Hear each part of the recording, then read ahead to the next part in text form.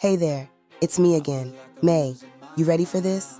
Because I swear I couldn't make this ish up. But when you play adult, you get grown-up consequences. The rent is months past due, and the landlord had already made it clear. Either I pay something by tomorrow, or me and Chris are out. But Chris is still missing, gone since the night before, and I'm running out of time. I keep hearing my best friend Freddie's voice in my head. Dreams don't pay rent. Dreams don't keep the lights on, he always said. So right now, I was about to learn that the hard way. I picked up my cell phone, my finger hovering over a familiar number I never thought I'd consider calling. My father, Arthur Lee. But I knew better. The letter he sent a few weeks ago made it clear. I was no daughter of his anymore. I swallowed the lump in my throat and put the phone down. Calling home wasn't an option. Help wasn't coming. Not from my father, not from anyone. It was just me now. I had made a promise to the landlord, and even if it wasn't much, I had to give him something.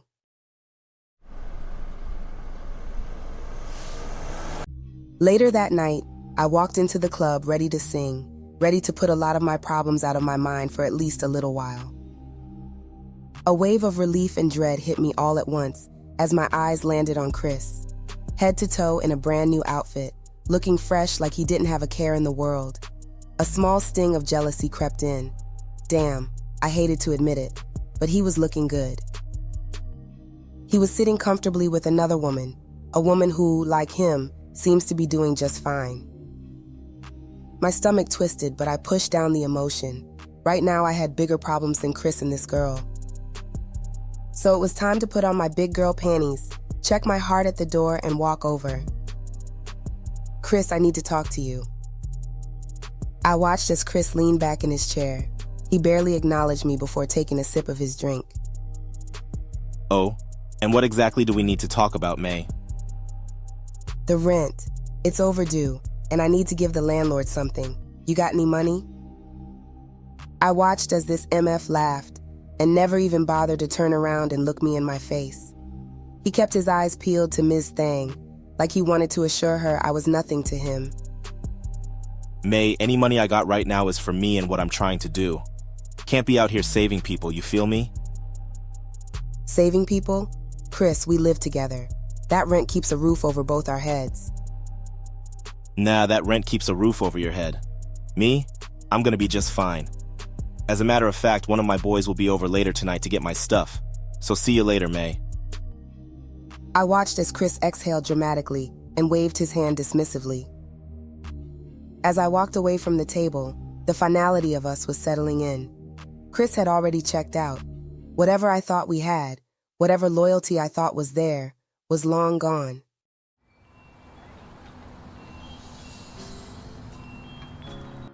I stepped out of the club. The cold air and the snow hit me like a slap. I had come here hoping for a lifeline. Instead, I had gotten a reality check.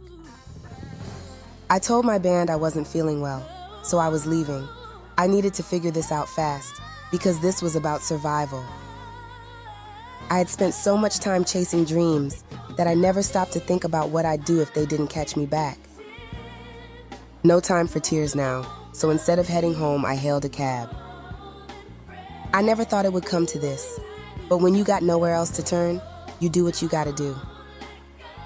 I gave the driver an address, a place I once thought I would never step foot in, not like this, a swingers club, the kind where people go to lose themselves in the night. I knew the manager. He had asked me to work there plenty of times. At first I thought he meant to sing. But I knew better. He meant to work, be a participant. Tonight, I wasn't in a position to say no. The club was dimly lit, seductive, draped in velvet and vice. The air was thick with perfume, smoke, and something unspoken. I walked in. My heart was pounding. The manager, a slick man with a knowing smirk, greeted me like an old friend. "Look who finally came around," he said. "You ready to make some real money, sweetheart?" I swallowed hard and nodded. And then I went to work to make the money I so desperately needed. The hours crawled by. Every second chipped away at something inside me.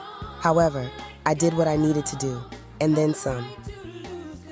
By the time I got home, the sun was creeping up over the city, painting the sky in soft lights that felt like mockery. My body was sore, my spirit drained, but I had the money. I was clutching a wad of crumpled bills in my tired hands. I stepped inside the apartment, only to find Chris's things were gone. I stared at the empty space where his clothes used to be, where his records used to sit. No note, no goodbye, just gone. The rent was paid, but the price? The price was something else entirely. Without thinking, I stripped off the night, leaving a trail of clothes on the floor as I stepped into my tiny, dingy shower. The hot water burned at first, but I didn't move. I let it scald me, punish me, cleanse me, until it ran ice cold. Then I cried out everything I couldn't put into words. Because just like the water, tonight had taught me something. And just like the water was now cold, so was I.